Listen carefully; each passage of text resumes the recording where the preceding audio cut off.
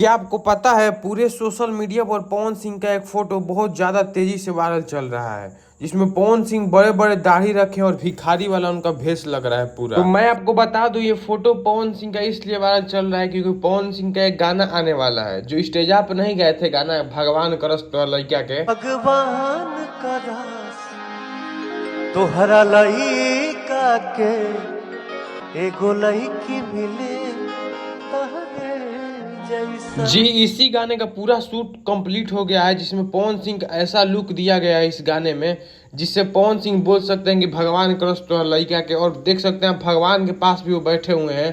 कुछ गजब तरीका से इसका शूटिंग हुआ है। तोहरा लइका के एगो लइकी मिले तहरे जैसा। और जिस हिसाब का ये गाना है उसी हिसाब से इस गाने को भी शूटिंग किया जा रहा है। भाई वीडियो एकदम कमाल का होगा सच में। चलिए आप नीचे कमेंट में बताइए कौन कौन ये गाना सच में सुनने के लिए एक्साइटेड है। आप नीचे एक बार कमेंट कीजिए जरूर।